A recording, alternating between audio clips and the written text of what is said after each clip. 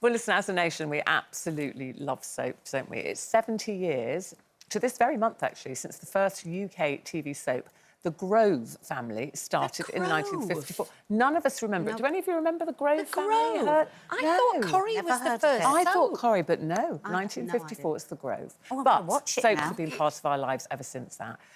Why do you think that is, Lucy? You know, because whichever one you watch all of them. People love the soaps. They do. I think it was more when I was growing up. It was more kind of that evening routine thing. But soaps are. We all know somebody that we can relate to in a soap. We all can relate to one person in a family that we go, oh, got a dingle in our family, or oh, so and so down the road. You know, they're like. Yeah. So I think they're a comfort. I think that they help people raise topics with their family. Yeah. I think that we are groundbreaking in some ways as well by bringing topics that haven't been spoken about before to the audience. So, yeah, I think it is. And also when you were a child, you know, I started watching Coronation Street because my granny watched Coronation Street, and I've got really early memories of probably not even really understanding the storylines. I was quite young, sitting on the floor, leaning up against the sofa, coal fire, and my gran never missed Corrie. I remember the opening titles, and she used to knit when she was watching, and then she would shout at the television. So whatever storyline was going on, she'd go, "Don't believe him, love, don't believe him." You know, so that's always kind of been in my memory. I think that yeah, and I mean, I and before reality television, that was our really only insight into. Well, I mean, I am obsessed with reality, but it's like I don't know if it's the same for you, but when I got Coronation Street, I remember it was a 17-episode thing, and I was driving past the Metro Centre in Newcastle when I got the news that I'd got it. And there was no other job I could have got in the world that would have been bigger to my family and friends was than to get Coronation Street. It was the biggest ever thing. And when I left, I honestly, my aunties had to go into therapy. But they could not understand why you could leave being, you know, being the landlady of a fictitious pub.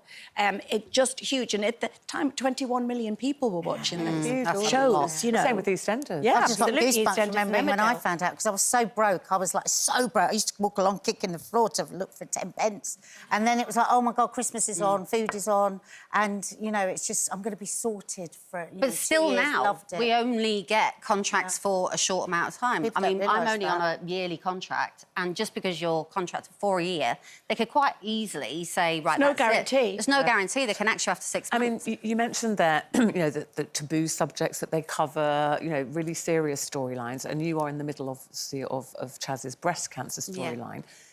I mean, it must be, as an actress, you know, fantastic to get the big storylines, but also it's a huge responsibility, isn't it, when you're reflecting something that you fortunately don't have, but so many people watching will have. Yeah. And reflecting what's happening in their lives. It is a massive privilege to be given any storylines. I mean, you know, the storylines I've had in the past 10 years have just been incredible. But this one, it's real. You're not portraying something that isn't real. Women out there, men out there have breast cancer, so you're telling a story on behalf of all these people. Well, if you haven't seen it, this is what's been happening with Chaz. OK, Chaz, like I said, it's probably nothing, but just get an appointment so you know. Chaz... Said you had my results for me. So we did a biopsy, and we did find cancer cells. I've got cancer. I've got cancer, like Mum. You have a cancerous tumour in your right breast, and because of the BRCA2 alteration, we're opting for surgical removal of both breasts. Yeah, that's correct. I mean, you couldn't hear a pin drop in here. That is the effect that storyline is having on people. How did you decide to play it? I mean, did you have help with... Because I know you've been working with Breast Cancer Now, the charity, Work Have, and the amount of research and, you know, data collecting that they do at work is amazing. But myself, as an actress, I've always wanted to play everything like Chaz. So when she's going to a doctor's appointment or the hospital appointment, I want to play it like her. I don't want to know too much information. I almost want to read the script and play the script in kind of current time. I get that. And also, if it was like when I did the Baby Grace storyline as well, they said, do you want to talk to anybody who's been through it? But with breast cancer, I haven't been through it, thankfully, and nobody that I have close to me has been through it. But, yeah, to tell somebody else's story or to talk to somebody personally about that, I don't want to do them injustice by kind of doing not a good job for them, if you see what I mean. So it's Chaz's story, so I want to tell it as her. So, yeah, you've seen the vulnerable side of her. She's actually been really open and honest with her family. And also her mum died. Her mum died of breast cancer, yeah, last year. So there's been that side of it as well. She just automatically thought, I'm either going to beat this, I'm not going to go the same way as mum did, really. And also, you know, we as the viewers follow that journey with her. So she's had double mastectomy. Yeah. And then she's going to, I think on Wednesday, I mean, obviously you're filming ahead, I think it's on Wednesday this week, she wears a prosthesis for the first time. So do you remember doing those scenes? Yeah, I can remember doing the prosthesis because as you can see, I had my own implants out. I had the Mitchell brothers out a couple of years ago, as I used to call them. So I've been wearing prostheses as an actress because Chaz, obviously, before this storyline, hasn't had a breast out. So You had yours taken out? I had my implants taken out because they were making me absolutely sick as a dog. Were they? They were absolutely horrendous. They weren't good for me at all, and millions of other women, so get them checked.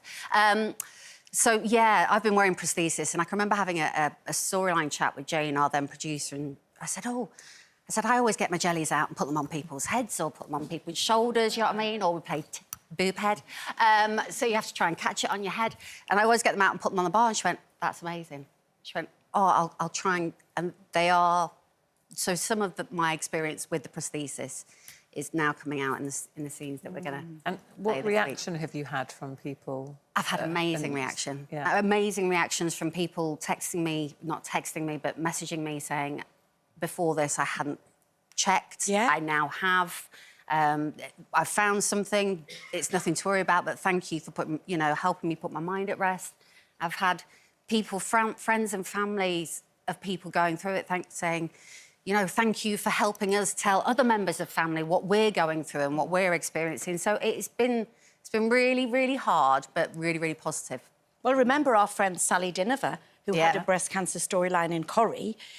She only found out about her own breast cancer because of doing research as Sally Webster. Oh. She would never have known because she had no symptoms whatsoever. So it does. And as a result, as you just said, people really do go and get themselves checked. Yeah, it's fantastic. and check your boobs, ladies, and men. And make somebody else do it because it's more enjoyable. Anyway, that's all I'm saying. Listen, it is an incredibly moving, powerful story which we're going through with you, and you're just doing it so brilliantly. Well done.